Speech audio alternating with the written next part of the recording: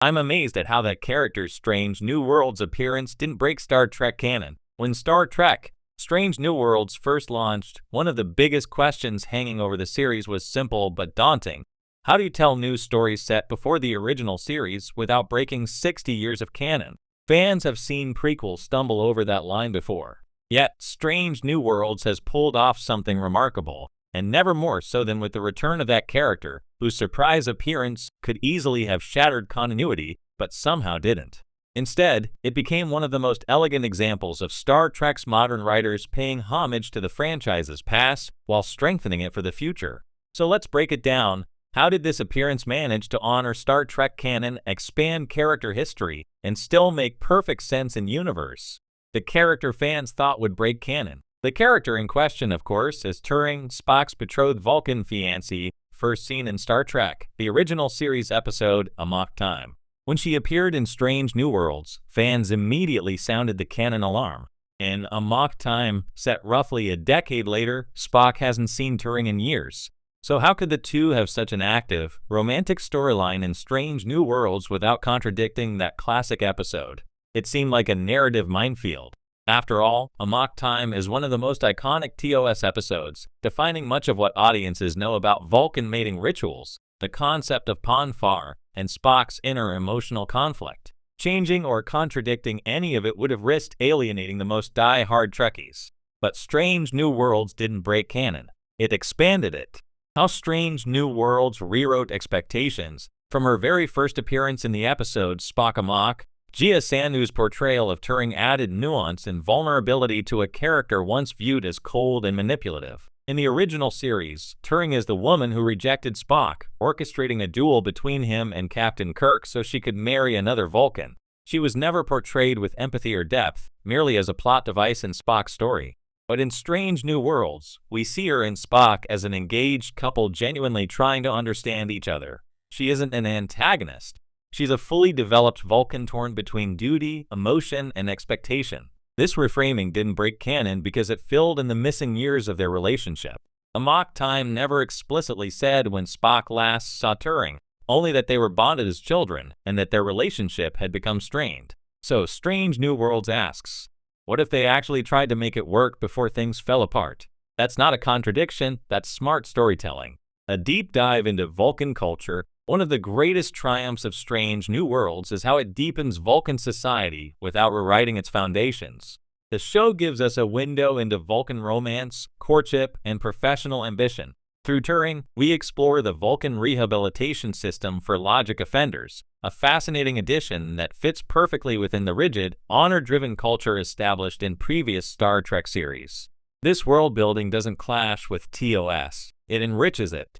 Suddenly, Spock's later emotional turmoil in Amok Time feels more layered. We understand that his heartbreak wasn't just about rejection, it was the culmination of years of effort, compromise, and misunderstanding.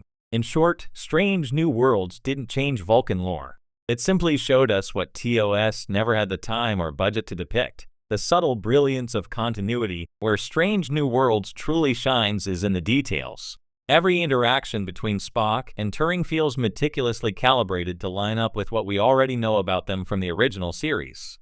Take the Season 1 episode Spock Amok, where the couple literally swap bodies in a comedic yet insightful exploration of empathy. It's funny, yes, but it also reveals something crucial about their relationship. They both struggle to reconcile their Vulcan identities with the emotional pull of love. This tension becomes the perfect setup for why, years later, their engagement fails. By showing how hard they tried, Strange New Worlds makes their eventual separation in Amok Time inevitable rather than abrupt. It transforms what once seemed like a one-note story into a tragic arc spanning decades. Even Spock's growing connection with Nurse Christine Chapel, another key relationship from TOS, is handled with incredible restraint. In Strange New Worlds, their bond develops naturally and respectfully, not in a way that invalidates canon, but that builds toward it. Canon as a living document. One of the reasons Strange New Worlds works where other prequels stumbled looking at you, Discovery Season 1, is that it treats canon not as a cage, but as a living document. The writers clearly understand that Star Trek continuity has evolved over 6 decades, written by hundreds of creative minds. The goal isn't to rigidly preserve every timeline detail, it's to make the emotional truth of the universe consistent. That's exactly what they did with Turing. They didn't try to rewrite her role, they contextualized it. They took what we knew, her cold logic, her eventual betrayal, Spock's heartbreak, and made those traits the natural endpoint of a relationship we now see evolving in real time. When Amok Time happens, it won't feel like a contradiction.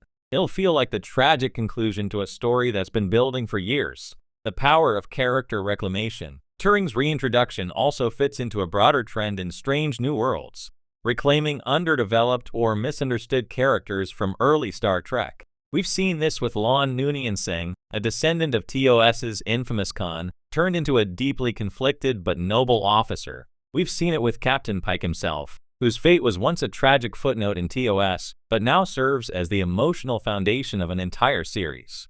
Turing's transformation from one-dimensional foil to complex partner continues that tradition. It's a kind of narrative redemption, not rewriting history, but finally telling the stories those old scripts didn't have time to tell. How Strange New Worlds balances nostalgia and innovation. The genius of Strange New Worlds lies in its tightrope act. It gives fans exactly what they want while constantly surprising them.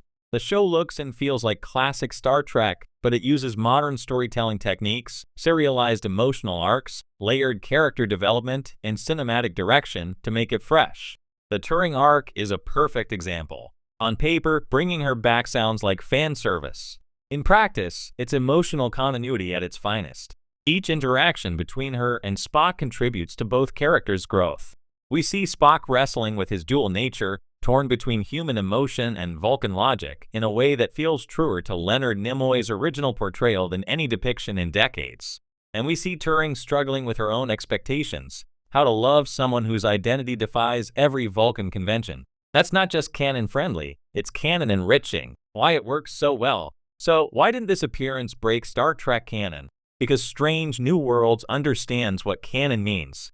Canon isn't about memorizing dates or obsessing over ship registries, though. Let's face it, fans love that too. It's about respecting the spirit of the universe, its characters, its philosophy, and its internal logic. By staying true to those principles, the writers could expand on Spock and Turing's relationship without contradicting what came before. They didn't change the outcome, they gave it meaning. When Spock eventually faces Turing again in Amok Time, it will carry the emotional weight of years of shared history. Their heartbreak will make sense. Their choices will feel earned. And fans will understand that this was never a contradiction, it was foreshadowing. The legacy of Turing's return. Ultimately, Turing's presence in Strange New Worlds is more than just a clever continuity trick. It's a statement about how Star Trek as a franchise continues to evolve while honoring its roots. Just as the Enterprise itself has been reimagined for a new generation, sleeker, sharper, yet still instantly recognizable, so too have its characters.